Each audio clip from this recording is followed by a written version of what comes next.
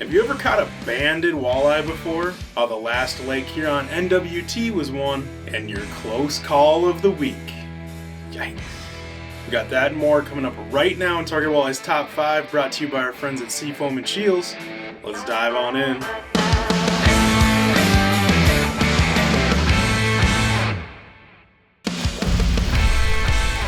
Have you ever caught a banded walleye before? Telling you, waterfowl hunters aren't the only ones that get to chase around a little bling. And NWT pro Dwayne Dewey Jelm recently added to his collection while out fishing on Lake Oahe. Can tell this is obviously a great sized fish, judging by the size of its melon, but I didn't realize that it was going to be a 29-incher that weighed 10.2 pounds and was banded. What a special fish. Now, Dewey caught her throwing a 1/2 ounce VMC Redline Series tungsten swimbait jig, and he had it paired up with a sneaky new plastic, a Rapala Crush City plastic that just was released at ICAST. It's called the Jerk. More on that later. Alright then, keep your secrets. Isaac Lockett just won the most recent NWT event on Lake Huron with a 2-day total of 60 pounds, 11 ounces, so over a 6-pound average on 10 fish. That's true, bring him to the scales weight.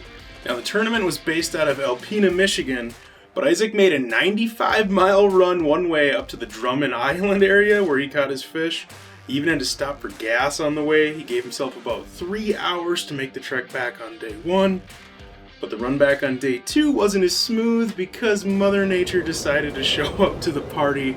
So Isaac said, when the Great Lakes get nasty, you have to run shallow. Even in shallow, there are 2 and 3 footers. There are 4 footers out in that 20-foot deep zone, and there are 5s out deeper. It was nasty. I was going 120 miles between fuel stops. I had to run at 45 miles per hour to be more efficient. Plus, when you're running shallow, you're always paranoid about hitting a big boulder. Here, close your eyes. Close your eyes. Close them. Now, I want you to picture what kind of a boat you think Isaac is making this 190-mile round-trip run-in on the Great Lakes. Windshield? Isaac don't need no stinking windshield. He runs a big boy tiller. It's a Warrior V2090 tiller. More into where he was catching them, he said he'd describe it as jumbled rubble. He said he would describe it as jumbled rubble with some scattered bigger boulders. It was adjacent to a softer basin where mayflies were hatching, not too far from the Canadian line. It wasn't like there was that many fish there, but the average size was just better. The groups of fish were all 5 and 6 pounders. He said there was no doubt in his mind that if he could just get 5 on limited fishing time because of all the running, that he would have 25 or 30 pounds to bring to the scale each day. So his program consisted of a sort of a 1-2-3 punch. He was casting glide baits, but also jigs and crawlers. He said for the glide baits, he stuck with a number 6 Acme hyper-rattle. That's that big 2.5-inch that they say weighs 30 grams, which I believe is a hair over an ounce. And also number 7 Rapala jigging wraps. Occasionally he would mix in a Binks Pro Series spoon. Now he said he was using chrome-based colors when the sun was out. It was white-based colors when it was cloudy. But most of his fish on tournament day did come on jigs and crawlers, and he said he leaned on that heavier because he was worried about the hookup ratio of those big heavy glide baits, especially considering he had such a short window to catch his fish in and capitalize. With a jig and a crawler, if you get a bite, you typically get the fish in. So he would throw the glide baits when he was looking into the wind if the fish were way out. And when he says way out, he's talking like 120 feet away and into the wind. Then he would hit him with glide baits. If he could get closer, Great Lakes closer, then he would use the crawler.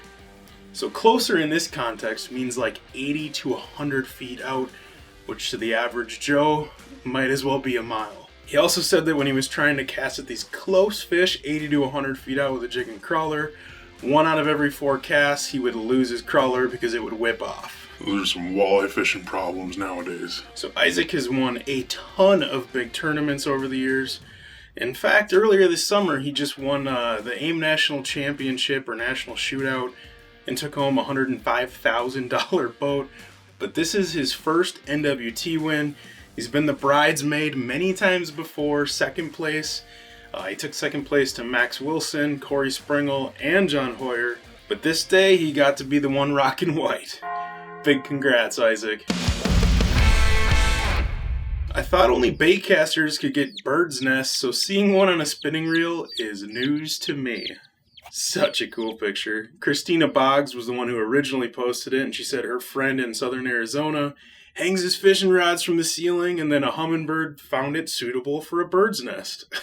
This is my home now. She had 2 babies, and he said that he was going to let her be, leave it hang there, until the babies were old enough or big enough to fledge.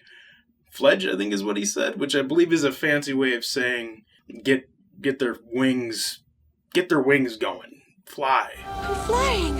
Fly on their own, so very cool. Oh my gosh. Very cool of you to leave those be, and what a magical picture. It's time for your close call of the week. No doubt walleyes can be a bit finicky sometimes and need to be finessed in the boat, but this dude is doing too much.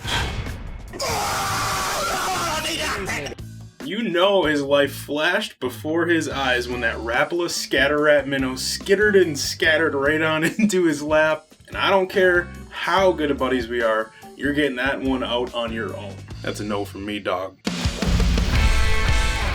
Now it's time for your wild sonar shot of the day. This one's coming in from Walleye Dan in the Brainerd Lakes area of Minnesota. He was out doing some hummingbird exploring with side imaging when he found out where all the fish went.